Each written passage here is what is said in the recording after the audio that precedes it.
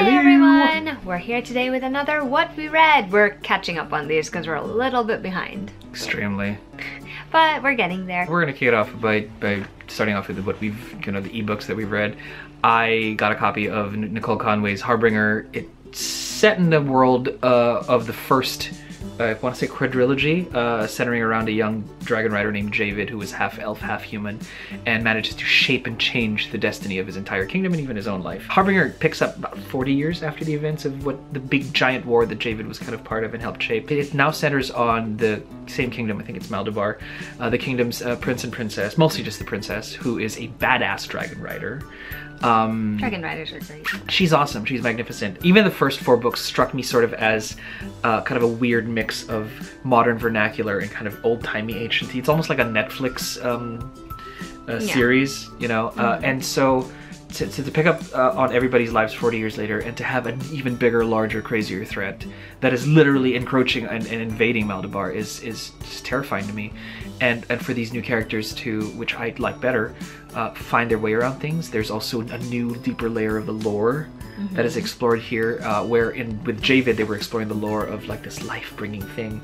Here there seems to be a more sinister kind of aspect to that, and that for me just I like it. It's cool. I don't know how it's gonna end. I did like the first book. In this new, maybe it's going to be a quadrilogy again, but I cannot wait for the next book to come out. So checking that out if you like dragons. Well, don't start with that one. Start with the first 4 Javid books, and then you do Harbinger. So the first one that I have to mention is The Light Between Worlds by Laura Weymouth. It's actually pitched as a story where the author is exploring what happened after the Narnia experience, sort of. It's about 2 sisters, Evelyn and Philippa, and while they are hiding in a bomb shelter, they get transported to this magical land and they live, you know, years over there. And then all of a sudden one day they go back to their own world and back to the time they were living with all of the weight of those years. And it's about how both sisters react very differently to this. Like Evelyn is determined to go back and Philippa is determined to move forward. And it's very interesting to see how the author explores both perspectives. I have to say I preferred Philippa's more than Evelyn's, but that's just me. But in general, it was pretty good. I was expecting to love it a little more, and I think part of the disappointment for me was the whole experience of being in this magical land, because it didn't feel very magical or transporting, at least to me anyway. Overall, the book was a pretty solid read, so you should check it out if you think the premise sounds interesting. The next book is a complete departure from this genre, and it's called At the Stroke of Midnight by Tara Sivek, and it is a contemporary romance. It is set in a place where there is a street called Fairy Tale Lane, and it centers around 3 friends who live on that street. This first book in particular is sort of a modern day Cinderella retelling. And it was so much fun. Like I had a feeling I was gonna enjoy it, but I didn't realize that I would think it was this much fun. I wasn't as deeply invested as I would have liked to be in this romance. You know, like sometimes when I'm reading romances, I'm just very, very, very invested. Like I love it and I will sob and laugh over it. And this one I just enjoyed it, like as a third-party observer, but I wasn't really invested. So it wasn't necessarily one of my new favorite romances ever, but it was really fun. And I love that it is a modern day take on Cinderella. Next is Practical Magic by Alice Huffman, which is our book club. Fun story, my sisters wanted to start a book club, got me into it, roped him into it, and our cousin is also part of it. And I made the mistake of making all of them read Practical Magic. I thought it was going to be just like the movie. It is not. So not. Practical Magic is about 2 sisters. The Owens sisters, who grew up in a small town. With their aunts who are witches. And their entire line is like a bunch of witches, and they were basically ostracized their entire lives. The best way to summarize how I feel about this book is obviously it's not like the movie, and that's what I first was exposed to, so that's sort of what I was expecting. So none of the cute, awesome Sandra Bullock and Nicole Kidman vibes here. But I think at its heart, it's the story of 2 sisters. Again, it's one of those things where they're exploring how these 2 sisters who grew up in the same place with the same circumstances turned out so differently, and how their perspectives on life are so different from each other. It does have this weird sort of like stream of consciousness flow to it that makes it a little hard to like determine what's going on and like what's current and what's not a little bit, but it is very interesting, and there were elements that I did not expect to it. It did make me want to watch the movie again, so I guess that's sort of a bonus. Only if you want to return to the kind of almost saccharine, you know, clarity of the I mean, I'm glad I read it. I am glad I can finally say I've read it. I will be very interested to see what happens at our book club discussion. The Resolutions by Mia Garcia. This one is about 4 best friends, and for a life-changing year, they decide that they will each, the 3 other people will pick one person's resolutions. So they each get 2 resolutions, and you see it play out over the course of the book. And it's very interesting because they're all very different and they're trying to overcome different things. I found it compelling. It's very fast-paced. It really flies through all those months, and these friends go through their ups and downs. And it was really nice and heartwarming just to see another story where these friends are very supportive of each other and they try to do their best by each other, even when it's hard. And that was really lovely. So it gave me a lot of feels, and it was really enjoyable. And then we have A Very Large Expanse of Sea by Tahereh Mafi.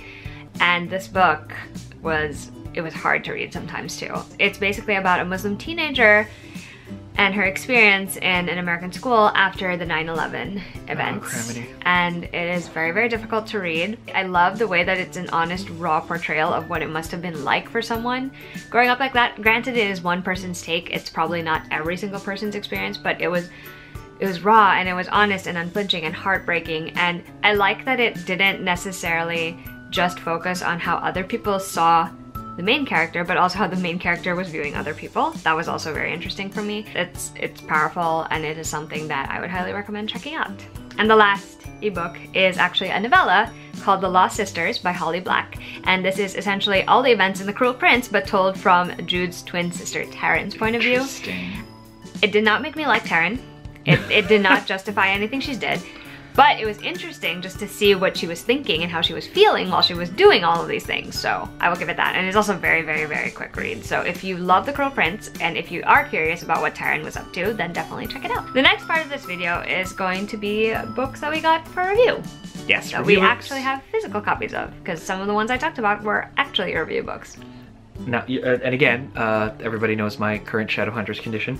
So the only review book that I got to in all of this would be The Dark Deep by Ellie Condi and Brendan Reichs. It does give you Stranger Things vibes, only a little less angst. But to have a bunch of kids stumble into something called The Dark Deep and find themselves face to face with whatever it was that allows such, you know, fantastical things, you know, to happen in this world, thrown in with a bunch of real, actual childhood kind of problems like bullies and, you know, social, you know, structures and losing friends to bullies. It's actually not a horror, but it could be horrible if you were that age. And I'm just glad that it was a bunch of kids that came up against The Dark Deep, because if like grown-ups were, then shoot, I wouldn't even know what the heck would happen.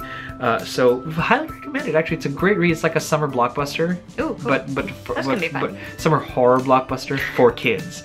So definitely recommend if you like the genre, if you like something light but you know, weighty enough to hold its own. First up for me is Rule by Ellen Goodlett. This one was pitched as Pretty Little Liars meets 3 Dark Crowns. And it's essentially, basically, exactly that. There are 3 girls, Zophie, Ren, and Akela, and they all get called to the dying king's bedside only to find out that they're actually his daughters.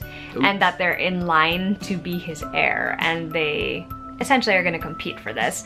But each of them has a very, very terrible secret that they're hiding, and it's a secret that could potentially ruin their chances or potentially get them killed. And so it's this combination of like these girls trying to learn like all they need to in order to be a good ruler, but also trying to figure out who is blackmailing them. It was okay. Like, wow, all that build up.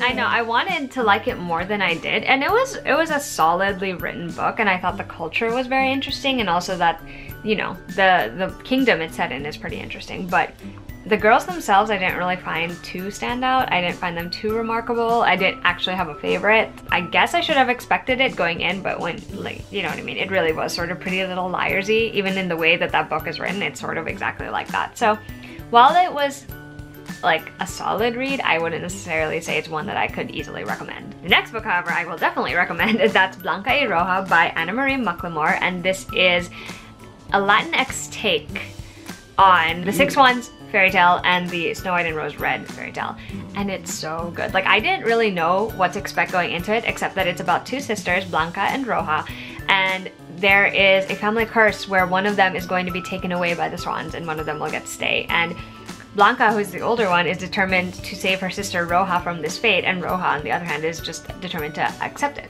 It's just so good. Like, it builds up so beautifully, because at the beginning you have these 2 sisters and it's them against the world, or essentially the swans. And you watch this relationship morph and change because they're now put in the place where they're forced to confront that. And along the way, there are also these two boys from their town who get involved and like wrapped up in this whole like magical thing that's going on over their house, and it is so good. Like, I can't even explain perfectly what it's about. You just have to read it and let it take you in. So good, so immersive, definitely among my top Anna Marie books, although I still think The Weight of Feathers is my favorite just by a slight margin. Definitely read this one if you like fairy tales and if you like interestingly woven stories and beautiful lush writing. And the last book I need to mention is one I recently bought a finished copy of because I really enjoyed it that much, and it's Shadow of the Fox by Julie Kagawa. And the way I describe this to Maki, it's like reading all of my favorite anime put into one book, because there's like hints of Naruto in there and hints of Inuyasha in there, tiny bit of Bleach in there, Yone of the Dawn vibes as well. Like, it's like this whole combination of everything I love. So basically shinobi swords, yeah, foxes, shadows, a little bit of everything. It's set in a world where there is this prophecy, I don't remember exactly what the prophecy is called, but they basically summon a dragon and the dragon will grant you any wish. And whoever's Ball Z right there. The thing is, they broke apart this scroll because the last time someone made a wish, it basically, the entire land descended into chaos. So they broke apart the scroll and they scattered the pieces to keep it safe.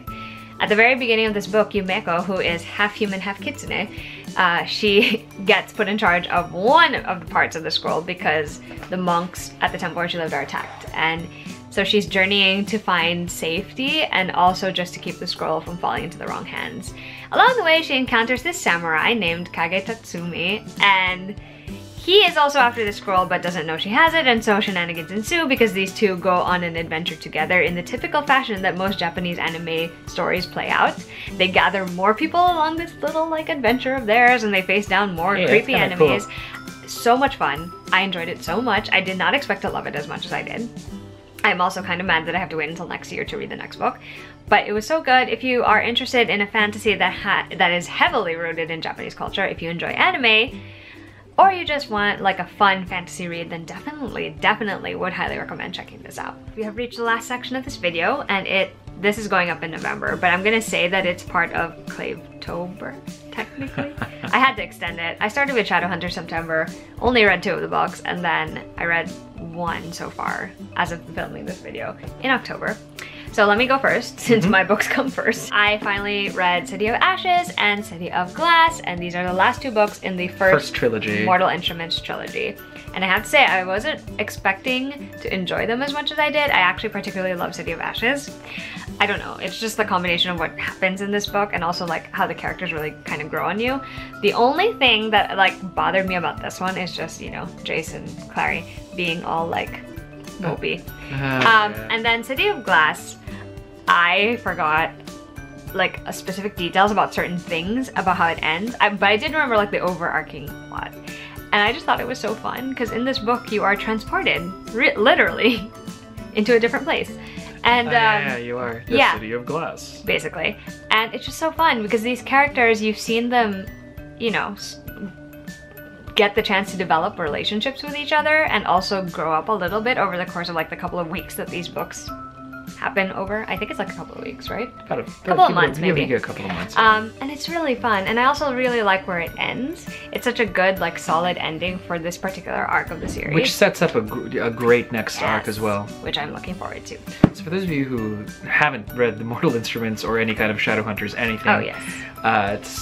It's set in New York City. It's set in New York City. It starts in New York City. Starts in New York City, centered around a girl named Clary Frey who discovers that there's another world apart from what she knows, where there are vampires and werewolves and fairies and I want to say vampires, werewolves, fairies, and what was the 4th one? Warlocks. How could we forget warlocks? Shame on you. Shame with a bell. It's a highly recommended series. Believe the hype. For those of you who have it, there were some, honestly, like I get it. Like I really get it now, and not just because it was on my second, even on my first pass when I wasn't really too enamored of these characters. Well, you should tell them what you finished reading. Right? No, because on the first pass when I finished these books, I thought, yeah, sure, I finished all the way to Heavenly Fire. Like I owed it to them enough to figure out what happened in the first 6 books, and I thought it would end there. I was wrong. He was wrong. So I finally read City of Heavenly Fire.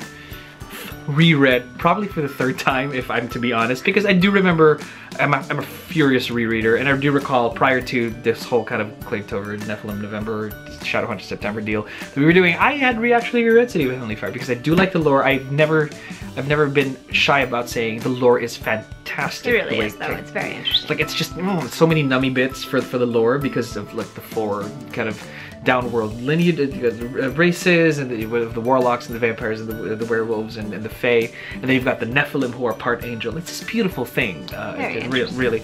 And for it to end on such a really strong note, and to have little bits and pieces that everybody's gonna know and love, like the writing's so good. Oh, and there's some stuff in here that's really funny. For those of you who have read this, you know what I'm talking about. Okay. The one part where we're like, really? That happened? Really? We're gonna... Okay, very well. I'm sure you brought that to where you were going. And that has been lampooned beautifully by people who love the hardcore fans, and lovingly, of course, because it's just ridiculous. And which goes to show you, I love a series that doesn't take itself too seriously. Because it's not like Cassandra Clare's apologetic about it. Just, well, you know, that's what happened. So, anyway. So, it's great, but I find that it's only upon finishing all of the 6 books that you're able to appreciate absolutely anything and everything. So, my love for the Infernal Devices would not exist if this didn't lay the foundation for me understanding the world. More importantly, these next 2 books, which I did read, haha, right after the others. So starting with Tales from the Shadowhunter Academy, which is set right after Heavenly Fire. It focuses on one of the characters from the first 6 from the first 6 books, post the apocalyptic events of Heavenly Fire, and how they're thriving at the Shadowhunters Academy and changing lives in the world, etc., etc. And it's almost like a documentary of everybody else's lives in and around and before and after all of this Shadowhunter stuff. So it's history, beautiful, beautiful history, but also anchored on a narrative through line for how to survive, you know, up to graduation. Mm-hmm. So that's beautiful, and I may have cried a lot again reading about this stuff because there are a lot of things in here that allude to the things in the past, and I'm trash for anything Shadowhunters prior to 1989, I think. Those are the characters that I really, really love.